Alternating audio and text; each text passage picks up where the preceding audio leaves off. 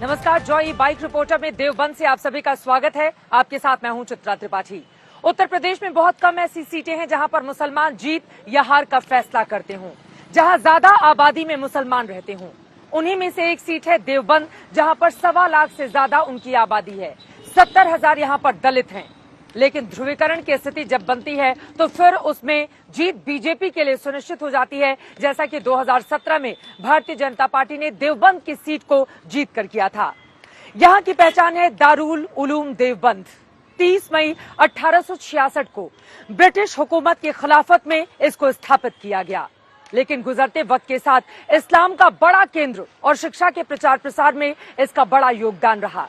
यही कारण है कि 15,000 से ज्यादा विद्यार्थी यहाँ पर इस्लामिक शिक्षा की तालीम लेते हैं। आज देवबंद के अलग अलग हिस्सों में हम जाएंगे, इस बात की करेंगे पड़ताल, किसकी होगी जीत, किसकी होगी हार। इस बार देवबंद का सबसे बड़ा मुद्दा यहाँ का क्या है।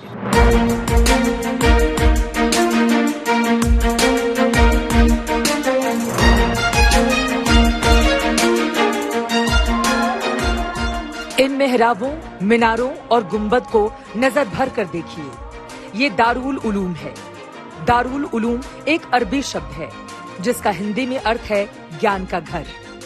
सिर्फ हिंदुस्तान ही नहीं बल्कि दुनिया के कई कोनों से छात्र यहाँ इस्लाम की तालीम हासिल करने आते हैं, जिसे तुलाबा या सालिब भी कहा जाता है। ये देश का ही नहीं, एशिया का सबसे बड़ा मदरसा है। अपने जमाने में इस मदरसे ने बेहिसाब शोहरतें हासिल की और समय के साथ इसी के हिस्से बेशुमार लानतें भी आईं।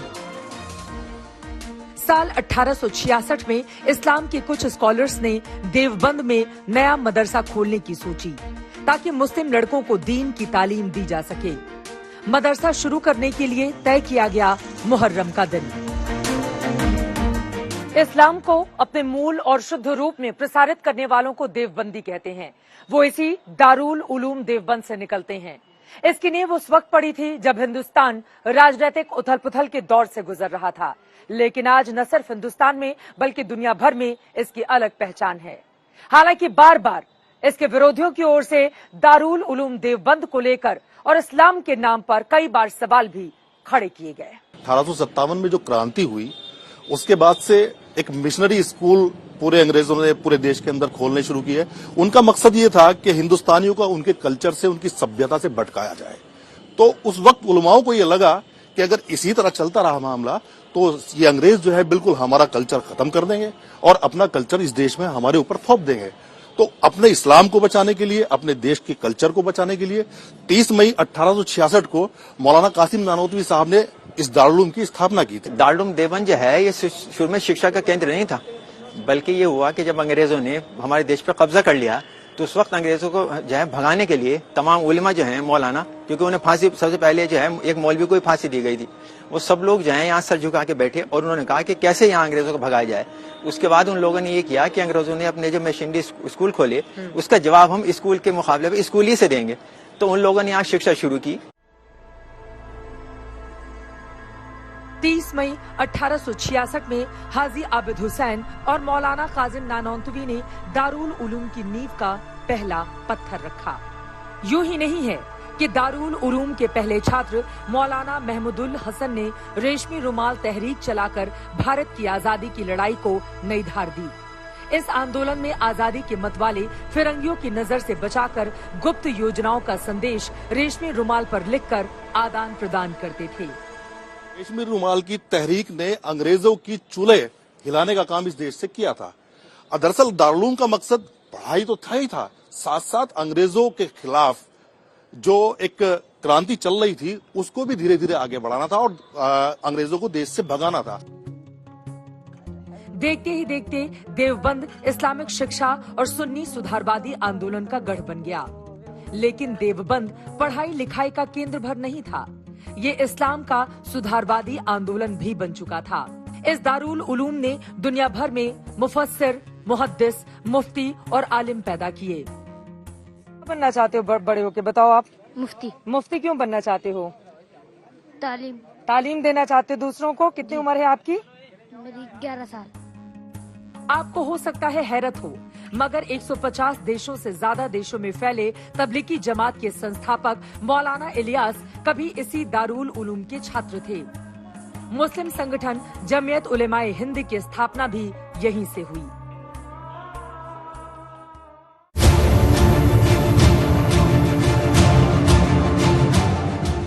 मगर बीतते वक्त ने दारुल उलूम की इन दीवारों पर आतंक के ऐसे गहरे दाग लगाए जिन्हें नकारा नहीं जा सकता। आतंकी हाफिज सईद और बगदादी का नाम देवबंद से जुड़ा। पुलवामा हमले के 2 साजिशकर्ता भी यहीं से पकड़े गए। देश भर में कई जगह जो आतंकी पकड़े गए उनमें कई ने देवबंद में पनाह ली, इस तरह के आरोप लगे। उन लोगों की ये मानसिकता थोड़ी सी मैं जो है वो सही नहीं समझता, क्योंकि यहाँ कई बार जांच भी हो चुकी है और कुछ लोग जो है इंटेलिजेंस वो आके देख भी चुकी है और वो स्टूडेंट की शक्ल में भी आके यहाँ एडमिशन लेके देख चुके हैं। उन्होंने देखा कि यहाँ से कोई आतंकवादी नहीं पढ़ के गया और न ही इसमें पढ़ते हैं।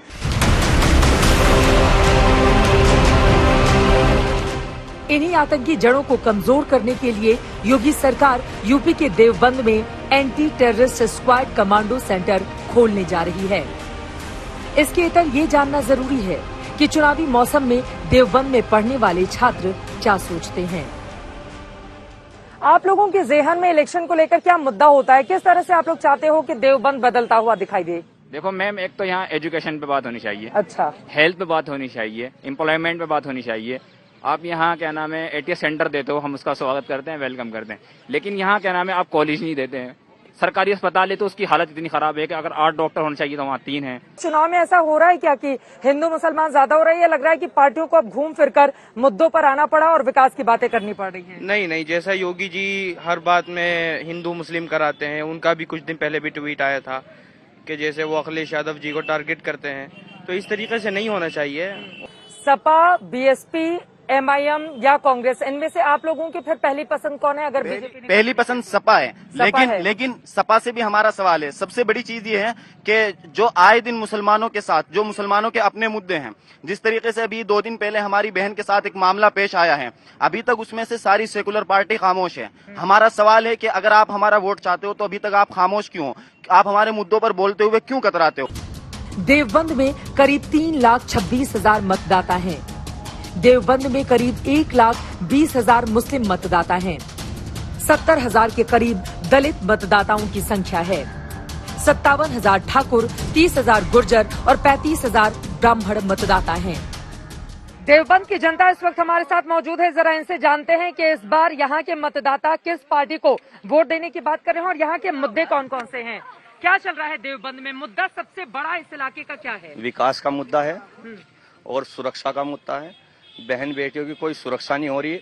बहुजन समाज पार्टी जब थी 2007 में, बहन मायावती ने सुरक्षा दी, बेटियों को सुरक्षित रखा। बड़ा मुकाबला किन किन के बीच में है? बहुजन समाज पार्टी और भाजपा का मुकाबला है यहाँ। बीएसपी और समाजवादी पार्टी कहीं नहीं है? समाजवादी तीसरे नंबर पे है। समाजवादी पार्टी हमेशा तीसरे नंबर पे रही है, हमेशा तीसरे नंबर पे रही है। सिर्फ एक बार जीती 2012 में, उससे पहले कहीं नहीं जीती। ये कह रहे हैं कि समाजवादी पार्टी तीसरे नंबर पर रहेगी। देखिए, समाजवादी पार्टी पर देवबंद विधानसभा में भी पहले नंबर पर है, प्रदेश में भी पहले नंबर पर है। समाजवादी पार्टी सिर्फ मुस्लिम वोट को बंटवारा करके भाजपा को जिताने का काम कर रही है। बहुजन समाज पार्टी सिर्फ और अकेली पार्टी है। वोट का बंटवारा कर देंगे आप? देवबंद सीट पे सीधा सीधा मुकाबला भाजपा से है हमारा, और हम पहले नंबर पर चल रहे हैं, भाजपा दूसरे नंबर पे। बीएसपी वाले कार्तिक राणा जी पहले नंबर पे है। ये देवबंद के आवाम बता दे। मैडम, इनसे तो हमारा मुकाबला भी नहीं है, बीएसपी वाले का हमारा मुकाबला है जो है बीजेपी से है। बताइए आराम से, एक एक करके। बीजेपी जीतेगी 50,000 मतों से। कोर ब्रिजेश सिंह जी जीतेंगे यहाँ पर, और जितना विकास 2000 जितना विकास 2017 से 2022 में हुआ है। पिछली सरकारों में गुंडागर्दी होती थी, पिछली सरकारों में, सपा की सरकार में 2012 से 2017 में के बीच गुंडागर्दी होती थी। बहन जी ने ये कहा था मुझे टोपी बुर्खा नहीं चाहिए, किस उस पे कहा था? विकास तो उसने कुछ किया ही नहीं कहा, वो कह रहे नहीं। बहन जी ने क्या विकास किया? बहन जी अभी सहारनपुर में आई थी और तब भी वो मुस्लिमों के हक में बोल के गई। मुद्दा कोई नहीं है हाथी के साथ है बहुजन के। हाथी किस तरह? जी बिल्कुल, एक तरफा बिल्कुल हाथी जीतेगा देवबंद से इंशाअल्लाह, एक तरफा हाथी जीतेगा इंशाअल्लाह।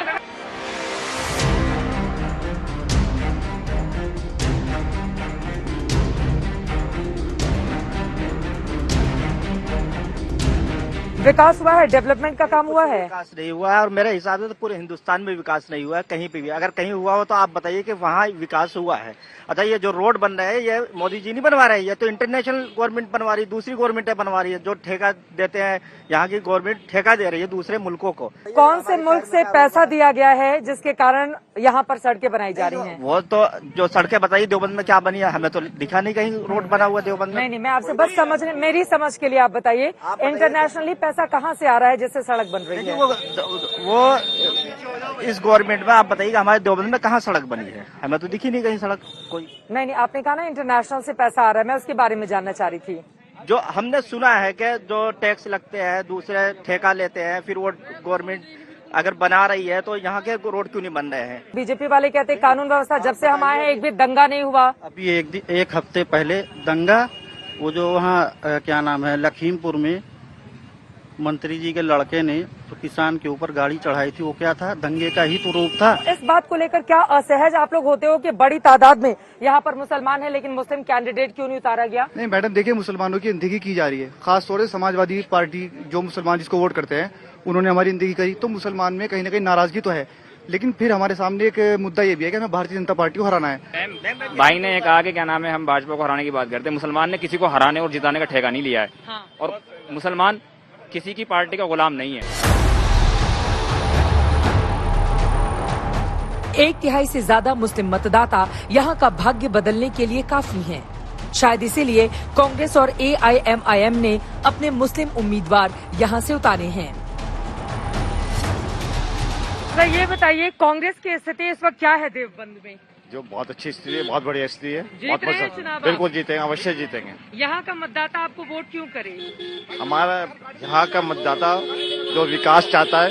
हाँ। पिछले 30 सालों से यहाँ विकास के नाम पर कुछ नहीं हुआ है। इस क्षेत्र में स्वास्थ्य का मामला बहुत खराब है, शिक्षा का मामला बहुत खराब है, बहुत सारे मुद्दे हैं इस क्षेत्र के जिससे लोग परेशान हैं और लोग कांग्रेस की तरफ देख रहे हैं। मगर इस सीट का चुनावी इतिहास ये नहीं कहता कि सिर्फ मुस्लिम होने के नाते कोई उम्मीदवार यहाँ से जीत जाएगा।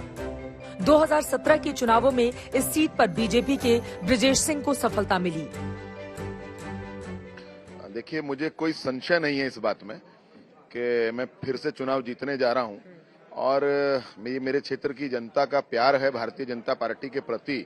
और अभी भी मैं जिस गांव में हूं, आप यहां का माहौल देख रही हैं, अगर इससे पहले गांव में आप आ जाती तो वहां नौजवानों का जोश और बुजुर्गों के अंदर जो उत्साह है वो देखते तो आप स्वयं ये आकलन कर लेंगी कि मैं चुनाव कितने मतों से जीत रहा हूं। सबसे बड़ा मुद्दा क्या है और आपने बीते 5 सालों में क्या कामकाज किया है यहाँ पर?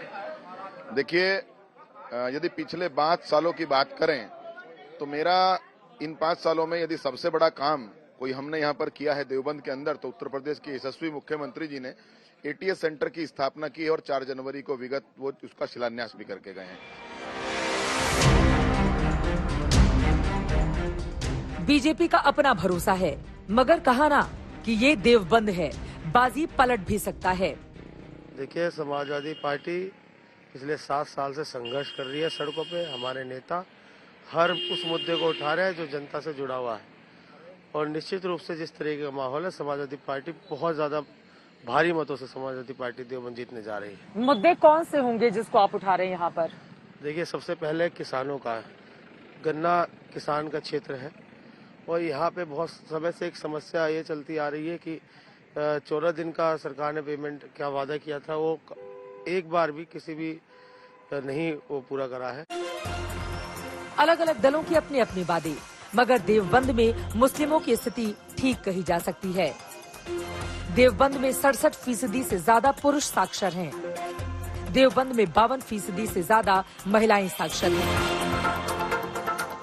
मगर देवबंद को देश के बरक्स अगर देखेंगे तो सच्चाई बहुत स्याह है। उसे यूं समझिए कि कहने को तो देवबंद में दुनिया भर से छात्र तालीम लेने आते हैं, मगर हमारे देश में ही 42.7% मुस्लिम अंगूठा टेक निरक्षर हैं। अब एक बार फिर से देवबंद की जनता के सामने चुनाव है। देखना दिलचस्प होगा कि इस बार देवबंद की जनता अपने मुस्तकबिल का अधिकार किसे देती है। देवबंद से जॉय ई बाइट रिपोर्टर का आज का ये सफर यहीं पर खत्म होता है। 14 फरवरी को जब यहाँ पर पड़ेगी वोटिंग तो देखना महत्वपूर्ण होगा कि दिल खोलकर जनता किस पार्टी के पक्ष में करती है मतदान, क्योंकि उस दिन है वैलेंटाइन डे भी। इन सब के बीच आपको चलते चलते ये भी बताते चले, देवबंद का नाम बदलने की चर्चा भी जोरों पर है। रह रहकर इसका नाम बदलकर देववृंद करने की बात होती है। नाम बदलने से क्या तस्वीर और तकदीर भी बदलेगी, ये तो बड़ा सवाल है, और क्या ऐसा हो पाएगा या नहीं हो पाएगा। लेकिन कुल मिलाकर देवबंद के जो मुद्दे हैं वो आपने आज की हमारे इस रिपोर्ट में देख लिया। इसी के साथ इजाजत दीजिए। कैमरा पर्सन हिमांशु शर्मा और संजय कुमार के साथ चित्रा त्रिपाठी, देवबंद आज तक।